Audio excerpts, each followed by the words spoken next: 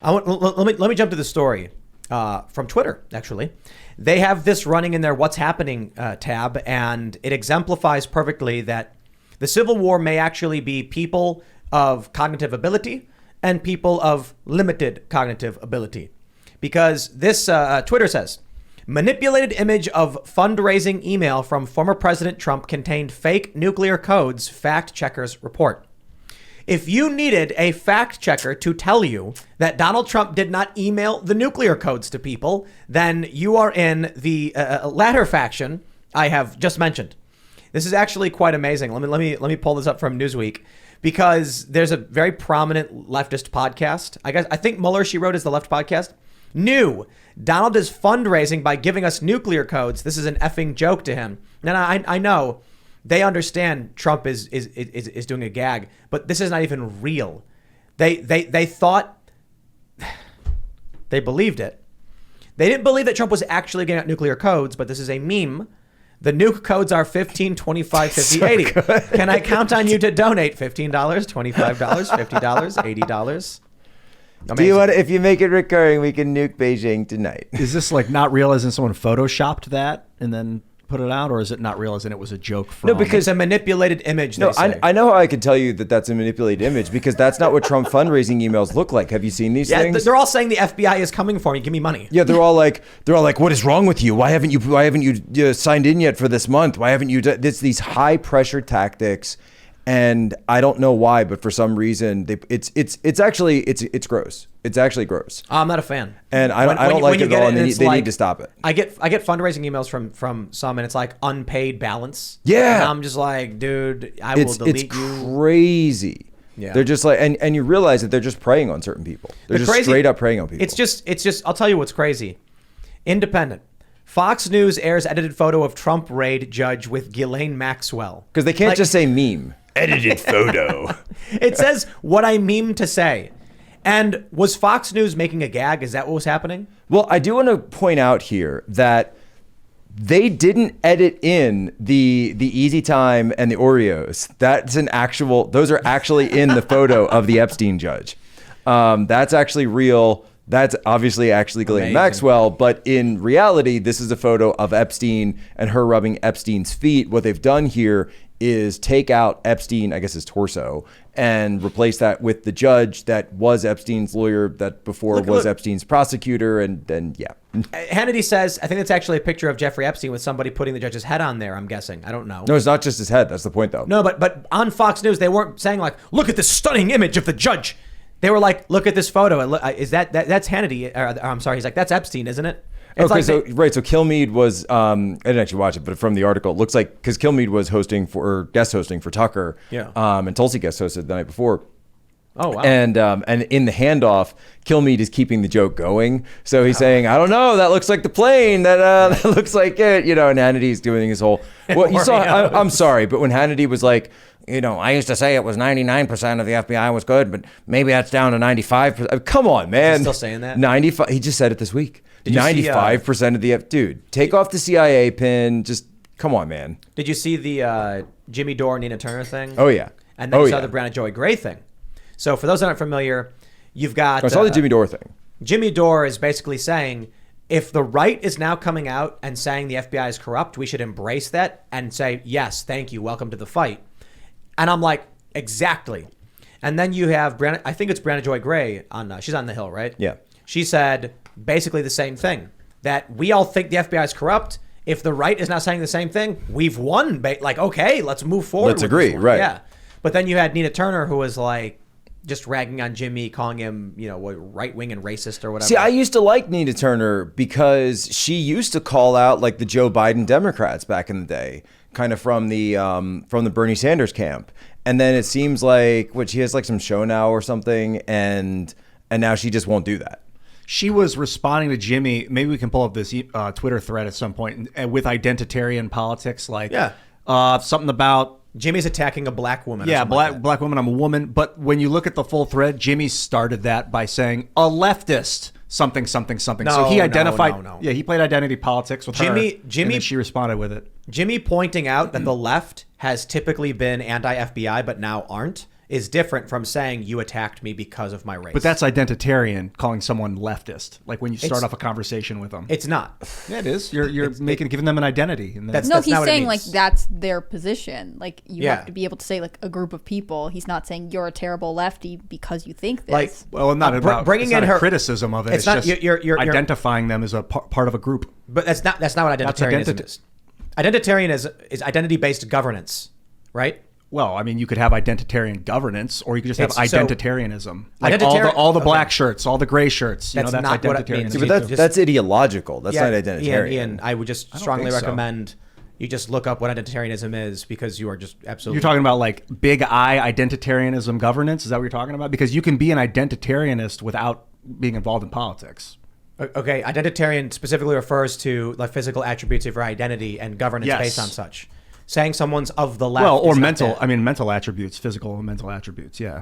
What you identify as. So it typically refers to like. Yeah, the see, protected identitarianism classes. is a pan-European nationalist far-right political ideology. No, I'm not talking no, about the no. political ideology. Now you're reading the politicized like left argument. Right, against- the big I identitarianism movement. Okay. Apparently that's a real movement. This is anyway. Anyway, Jimmy started off by calling her a leftist. Which is not identitarianism. Which is not. That's just political. Wholly disagree with you guys. But I you're think wrong. that But when what you- you're when saying is actually like wrong. if I were to say the entire state of Wisconsin has been calling for years to defund the FBI, that would be like saying that's identitarianism, which it's not. Aha, Like, that's- Wisconsinites. Yeah, like- An anti-Wisconsinite. I don't understand. No, Wisconsin is We were good. mentioning if I like have the nothing entire opposed to it. state. I love Democrats Wisconsin, and by the way. But you know Cheese what I mean? grits, Like, baby. that's Let's do it. if I was like, all the ladies, you get stand up, that's identitarianism. No. Of course it is. You're judging someone Ian, by Ian. a piece It's of not their identity. judging them. It's just saying this group of people. It's just no, I think you're Yes. mixing up identitarianism with just identifying. Yeah, Just I don't the think you verb understand. of identifying. Identitarian is identity plus government. Right. Well, you're talking about the big I movement? No, 'Cause that is a no, movement. No. That's what the word means. You're going to have to pull that up and show me definition-wise because I would encourage you to research this before making a political point that doesn't work. I'm not making a political The issue point. was that Jimmy Dore said she used the lowest of identity politics to attack him. Because he said the left has always opposed the FBI. We should be embracing the right when they say this, and Brandon Joy Gray said Marjorie Taylor Greene is right. And I'm like, here. Sounds like some logic and some moral principles to me. And then Nina Turner was just like, Jimmy Dore is insulting a black woman. This is the dynamic you've seen between like MAGA and the left and sort of like the populist left for so many times. Because it's always like you'll get a couple people from both sides start flirting with one another. And then you'll have people like Jimmy Dore come along and say, "Hey, wait a minute, we agree with what you're saying." Or Hawk Newsom when he got up at the MAGA rally, it was like the mother of all rallies in DC. I think it was 2018. I was there, and he said, "Look, you guys are against corrupt politicians. We're against corrupt cops.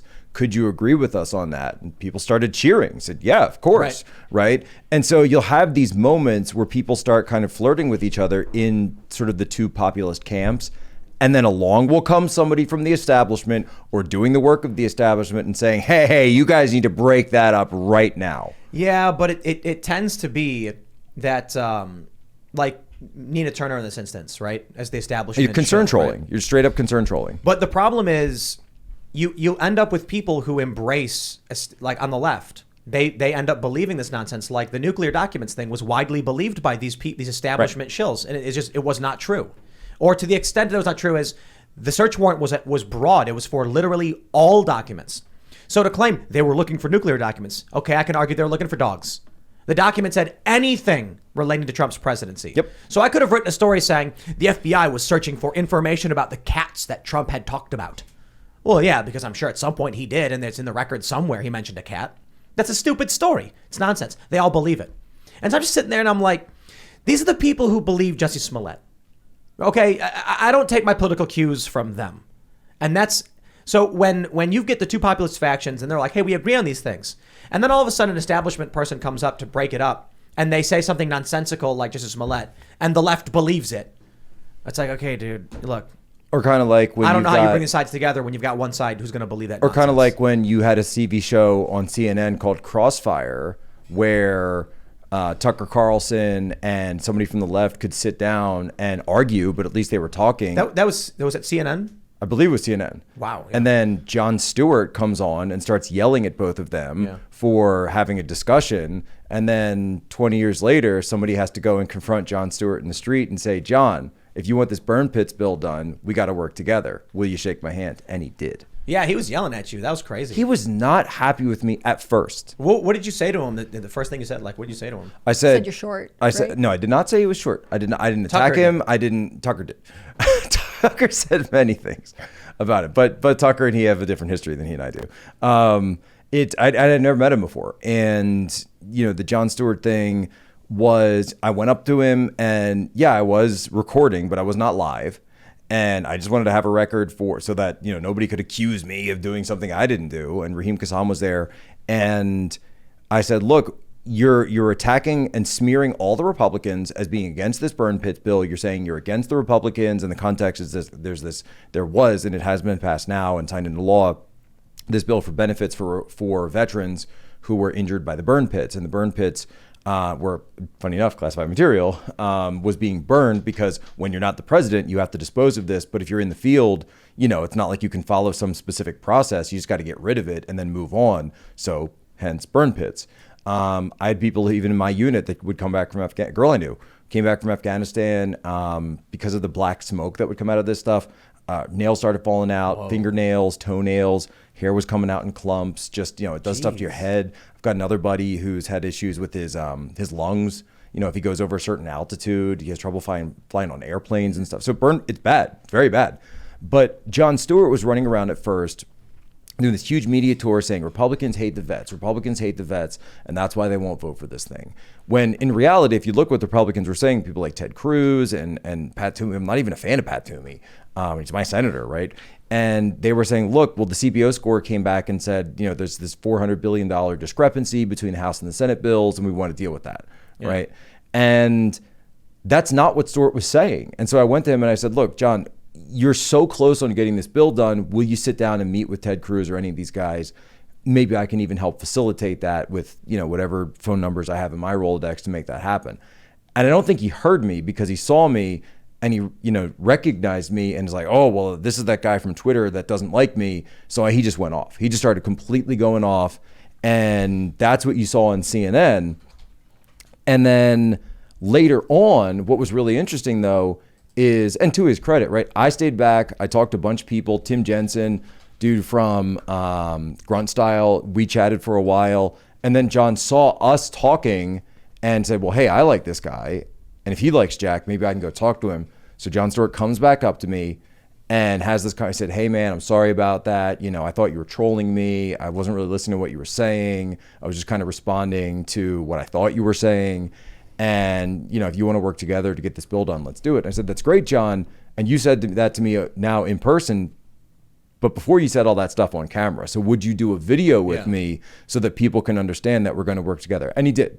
To his credit, he did. This is the problem right here. Can we pull this up? Ground.news, Jon Stewart's bias. Oh, this is perfect. 59% left. It's not all that bad. I mean, John does get some conservative, some right-leaning news in there. He goes on Fox. He goes on Newsmax. And he praised Trump when Trump was it was the 9/11 first responders, I believe. Trump was working on getting relief. He's talked about the Wuhan lab. He's talked about that. Oh yeah. So I think it's really interesting that you can see the integrity of an individual in their bias fact checker. Isn't that fascinating? Yeah. Jon Stewart, it's like he yelled at you abruptly, and then you had to break through that barrier, but you guys eventually shook hands and found something there. We did. And it's like, you look at his biased blind spotter on Ground News and 59% left leaning, and his attitude and behavior is like 59% left leaning. You know what I mean? Just enough to let it go. Right. Just enough where he actually does pull back a little bit and have that conversation with you. I was looking at a tweet from Stephen Marsh, who we've had on the show. He's the guy who wrote the book, The Next Civil War, I think it's called. And he said something to the effect of being pro-police but anti-FBI, how will the right phrase this one? And then I sent him a link to an article, and I'm like, the right has been ragging on police since COVID. Right. Yeah. COVID when the churches and all that. Right. Yeah. And then I showed him his blind spotter bias. It's like 80% left, no conservative news. I was like, bro, get out of your bubble. Invariably, when I see these people saying these things that are just wrong, Their media consumption is always dominated by the left. Do you think moderate is also a bubble? Because mine is like 80% white, 80% moderate, or something like that. And I wonder if I'm in a bubble as well. Because No, you're just outside of politics. Well, doesn't this also, so mine's totally skewed, right? Because I work with post-millennial and human events, so I'm sharing their events, their articles Libby more. said the same thing. Right, She right, just right, right. reposted So her own links. that doesn't mean that's the only thing I'm reading. No, of course. Yeah, It's not perfect. So I feel like it's kind of skewed. So yeah, I'm posting that, and right, you see, post-millennial human events are my top 3 sources. But in many cases, I'm either editing those articles or working on those articles, and yeah, I'm definitely going to be biased towards ones that I. Hey, look at that. Hey, Oh, very look at that. nice. Look at you. No, look at that left bias. Look at you, Right, leftist. and Look at blue you, bias. leftist. That's What good, is this? Timcast is a top 3 news source. All right. And Good. tribal. I don't know what What's tribal is tribal? for. Right, but my point is, Look at my your influencers. top news It's you. source is not Jack, Timcast. Michael. Is it? Elon Musk. Elon Musk. No, my nice. top source is Timcast. Right. But no, I'm saying for you as a person, is that your top news source? A little bit, but I wouldn't say top. I don't know if I have a top news source. I was thinking it may be Twitter. And that's my Can point. you consider Twitter a news I think source? it's- I think So I think do- Timcast same should here. be your top news source. I It's actually a really think, great site. I actually but think Timcast is too slow for me. Oh. But it is. That's why I'm posting stories. And No, like, I actually check think out. this. So somebody asked me this once in an interview, and they said, "What's your top news source?" And I just said, "I don't have a top news source. I follow topics." And they didn't know what I meant. And I was like, "Well, if I just see something trending, or if there's something I'm interested in, I just type it into the search bar on Twitter, and I see what's going on." So if I want to know about, there's a whole Mexican cartel war going on right now down in Jalisco, then it's never trending, but you can just go to Twitter right now and type it in and go watch a bunch of videos from it. People getting shot up in Little Caesars and just crazy video. AutoZone, but it's not. But I'm not sharing it. It just happens to be Right. something I'm interested in because it's crazy. Citizen And journalists, is it usually? People with like a lot of cell it's citizen phones? journalists, yeah. And so my point being though is that I'm not going to an outlet for that. I'm just following it on Twitter. I was thinking lately, last time, maybe Twitter is an outlet because I'll even see in like news articles they'll quote Twitter posts. and Section I'm like- 230, baby. And they're like uninhibited. They can do whatever they want. They can guide the news. They can say this story is not going to show up on Twitter. If you search for it, this one's going to go to the top of the algorithm. Twitter is a source because there's tons of journalists that are just on Twitter. And Exactly. So I follow a bunch of people that are like field reporters and stuff like that. They're on Twitter. I get breaking news because I'm on that platform. But this doesn't show Twitter as But that doesn't show that, right? media poly. Oh, right. It doesn't show who you follow and things. It shows you based on, I think there's a couple different organizations that rate the leaning of various news organizations, and then Ground News applies that to their blind spotter or whatever. But I think if you were to even look at my bias, 40% left, 25 center, 27 right, I think most people would probably agree with that in how I act. You know what I mean? Like That is pretty close for you. Right. Like not diehard Trumper, but sometimes being like, well, I don't know, right?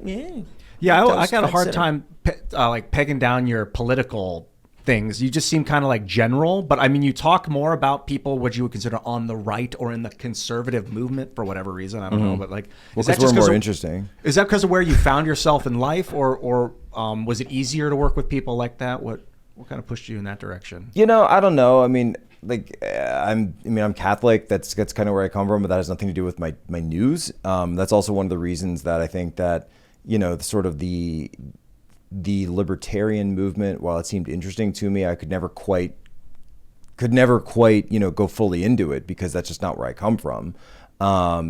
And when I look at people on the right, and really 2016 is just kind of what blew that up. And at that point, it wasn't even about right or left. It was just who's telling the truth, right? Who's actually just going up there and saying, is this a movement of the people versus DC, or is it just a typical election of left versus right? And where you are saying, no, obviously not, right? This is a populist movement, and that's the side I'm always going to be on. I got really turned off by the Democratic establishment after 2016. That was hard to watch what they did to Bernie Sanders. Yeah, so we would go out there at the DNC with Jill Stein, with the Bernie people, and we covered all that stuff. And I covered that with just as much attention as I did anything on the right, too.